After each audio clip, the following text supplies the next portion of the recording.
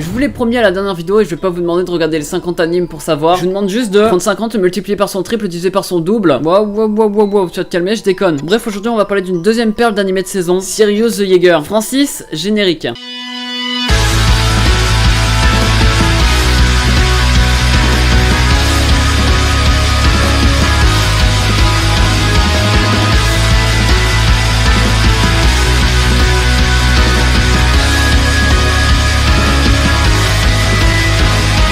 Hey, salut à tous les gens, c'est Manga. Aujourd'hui on va parler d'un animé qui me tient plutôt à cœur. En plus de ça, je vous l'ai promis, je vous l'ai dit, ça sera le dernier animé de saison qu'on va parler. Donc si t'as aimé la vidéo, tu peux lâcher un petit like, ça me ferait super plaisir comme d'habitude. J'ai vu que la plupart des personnes avaient regardé environ 100 animés. Autre sondage, tu peux me dire en commentaire pour toi quel est ton type d'animé préféré, si c'est shonen, seinen, etc. Moi perso c'est seinen. Bon, Sirius the Jaeger, ça parle de quoi? Ça parle d'un groupe de personnes qui chassent les vampires. Et ces gens-là, on les appelle les Jaeger. En gros, c'est une organisation un peu à la Bungo Stray Dogs, sauf que eux ils chassent les vampires. On va parler plus particulièrement de Yuli. Je crois que c'est le dernier qui a rejoint l'agence. Lui, son but c'est de se venger et tuer tous les vampires parce que son village natal a été détruit par eux. Je propose donc qu'on fasse une minute de silence pour son village. Aujourd'hui on se retrouve pour une vidéo ASMR. Du coup nous on va suivre leur aventure jusqu'à l'arc de Sirius. Le problème c'est qu'ils sont pas tout seuls à le chercher. Et du coup ça a créé masse tension et en plus de ça ils savent même pas ce que c'est. Mais Sirius c'est comme ça qu'on appelle ce qu'est Yuli en fait. Parce que je sais pas si je vous l'ai dit. Et là je vous parle sérieusement. Abonnez-vous, je rends pas. Clin d'œil à tous ceux qui ont compris la blague. Cet opening, que dis-je? Bah cet opening, chanté par Kishida et The Akeboshi Rocket. On a là un opening à l'animation très simple parce que c'est que des images avec des effets. Enfin je dis très simple mais c'est peut-être compliqué à faire. Visuellement ça paraît très simple et en plus le rendu est là. Parce que je trouvais ça hyper beau et hyper stylé de faire comme ça. Au niveau de l'audio je trouve juste pas ça mais c'est qu'un goût personnel, du coup vous en ferez votre avis vous-même. On va passer tout de suite à l'animé. Le premier truc qui m'a marqué dès le début, hormis les personnages et aussi leur personnalité, mais ça je vais venir tout de suite. En vrai je dis tout de suite mais ça sera après. C'est vraiment l'ambiance du truc. L'ambiance qu'on a dès l'épisode 1 et en tout cas dès les premières minutes de l'épisode 1. Alors je sais pas si c'est une impression mais j'ai trouvé le début très soft. Genre un effet de vide, bon c'était fait exprès et ça j'ai bien aimé. Cet effet de vide pour moi était fait exprès pour nous faire rappeler l'angoisse. En tout cas c'est sûr, je vous dis c'est sûr. Il est là pour faire quelque chose. Pas comme Francis.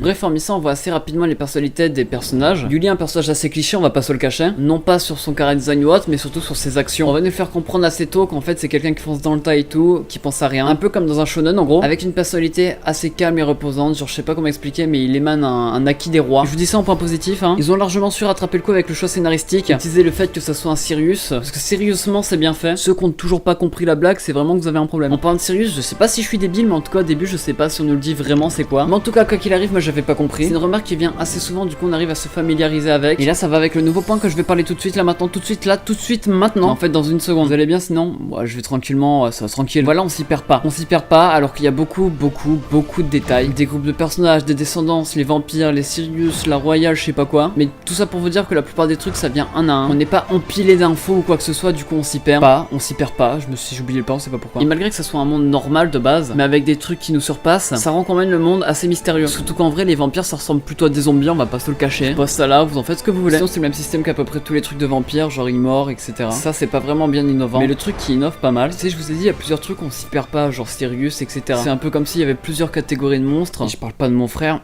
Et j'ai pas grand chose à dire dessus, jusqu'à dire que ça diversifie plutôt pas mal la chose. Ça change des trucs comme Devil Line, des trucs comme ça. Bon.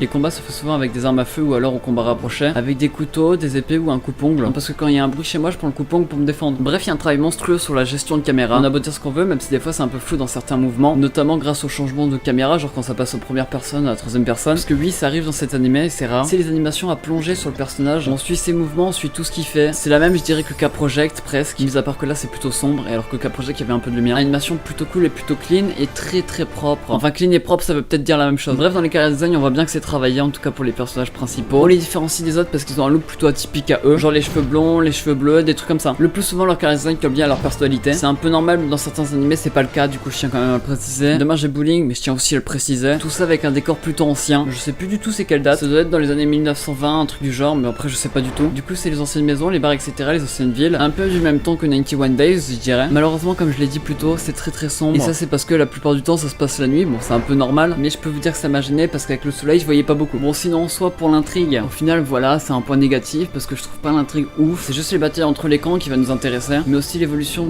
psychologique des personnages et surtout de leur groupe. On va voir qu'ils vont de plus en plus être attachés à eux. Mais ça, je pense que c'est dans tous les animés, du coup, c'est rien de le préciser. Voilà, en soi j'ai essayé de vous le présenter sans vous spoil. Il y a lui et Angel of Death, c'est les deux animés pour moi qu'il faut pas louper. Sirius the Egger, c'est quoi? C'est tous des personnages mystérieux, de les méchants et les gentils. On va être plongé dans l'ambiance et surtout dans l'angoisse. C'est un animé très beau et très addictif. Je peux vous assurer que quand vous aurez fini, vous aurez envie d'attendre le prochain épisode. Sauf quand il y a une de mes vidéos qui sort en même temps. Là, faut faire un petit choix. La vidéo. Allô, je crois que ça a bugué. C'est un animé de 12 épisodes de prévu. Pour l'instant, ça dépend quand je sortirai la vidéo, mais il y en a 7 ou 8. Vous l'aurez compris, il est en cours. Il vient du studio d'animation PR Works. Il touche pour genre action, drame, horreur, épouvante, mystère, surnaturel, thriller. Et pour thème démon, gore, lycanthrope et vampire. Je vais taper ça sur Google, on va bien trouver une définition. Bref, je trouve lui juste excellent. Je trouve Angel of Death juste excellent. J'étais obligé de vous parler des deux. Si tu l'as pas commencé, commence-le tout de suite. Bref, c'était Rushmonger, je vais parler de cette petite perle de cette saison. Si t'as aimé la vidéo, n'hésite pas à lâcher un petit like, ça me ferait super plaisir comme d'habitude. N'hésite pas à dire en commentaire pour toi quel est ton type d'animé préféré, shonen, seinen, etc.